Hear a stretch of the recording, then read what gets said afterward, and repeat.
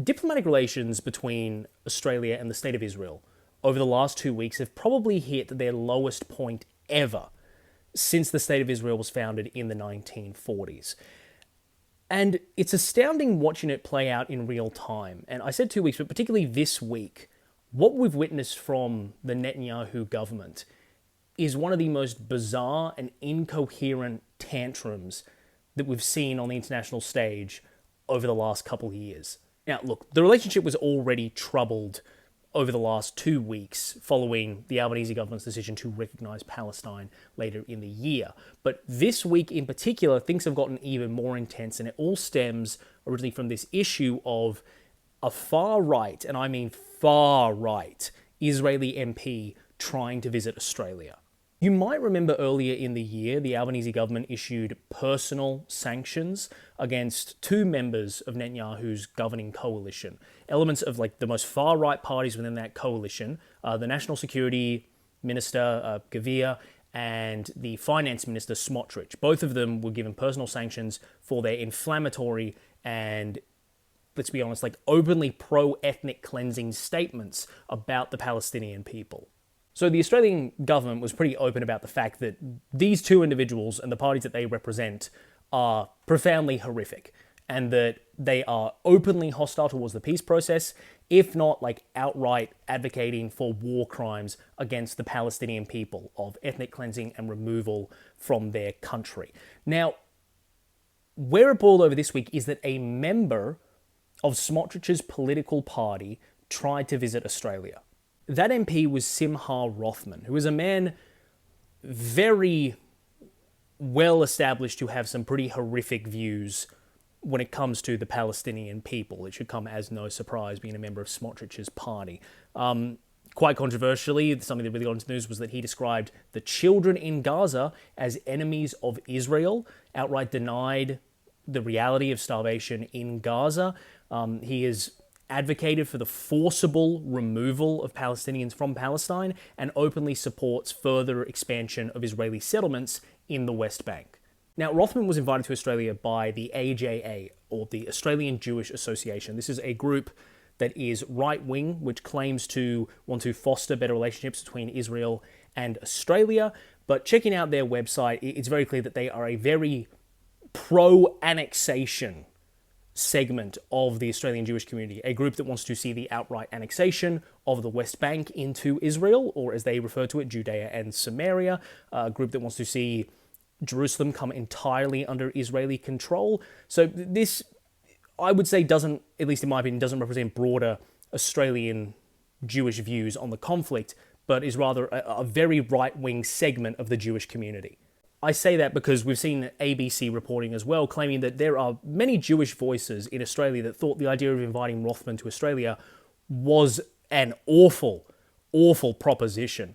Not just because of how far-right he is and how aligned he is with Smotrich and the most right-wing elements of Israeli political society, but also because if you are a more mainstream, centrist Jewish organisation in Australia, or just any member of the Jewish community in Australia, and you have genuine fears about anti-Semitic attacks being on the rise, what you probably don't want is a man who is outright pro-ethnic cleansing in favour of the Israeli government coming to Australia to give a speaking tour. That's probably not going to make the situation any better. So there was some criticism and some fear within the Jewish community that his arrival in Australia would spur even more anti-Semitic backlash against the broader Australian Jewish community. But he was on the way until the Australian government stepped in and cancelled his visa on the grounds that he would do damage to Australia's social cohesion. Rothman, in a line that has become all too predictable, said that this was the best evidence available that the Australian government is openly anti-Semitic, and that this is just emboldening Hamas terrorists, and go with that. The coalition had a bit of a cry about it. I think Dave Sharma went on the news and said something to the effect of, we should, on principle, allow democratically elected representatives from other countries into Australia. Sure, Dave, but maybe don't stretch that all the way to the ones that actively campaign for and support the ethnic cleansing of an entire people from their nation. Just a thought. And this is when Netanyahu blew a gasket and gave his whole tantrum about this situation.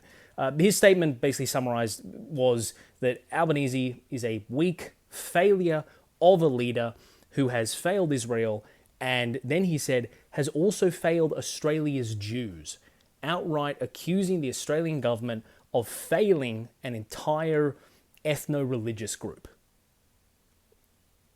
Which I'm struggling to compute, because is the definition of anti-Semitism now when you don't let an openly pro-ethnic cleansing, far-right nutcase of a politician into your country? Is that how low this is all fucking stooped? Netanyahu then followed that up by cancelling the visas of Australia's top representatives to the Palestinian Authority in the West Bank. And the reason that that matters is that travel into the West Bank and out of the West Bank is controlled entirely by Israel. So if any country wants to maintain diplomatic relations with the Palestinian Authority, they can only do so with the permission of the Israeli government. So essentially, Netanyahu just crippled Australia's diplomatic relationship with the Palestinian Authority by refusing entry to Australia's top diplomats, which to me kind of seems insane, because if the whole argument being put forward by the Israeli people is that the current situation between Israel and Palestine is not apartheid, that is not what this is, it is not a suppressing another group of people, but then any time a group tries to cooperate with that group of people, with the Palestinians, or the Israeli government is hurt personally, it will say, oh, you know what? We are going to outright cut any ability to have diplomatic relations with this group. And no, we're not oppressing them.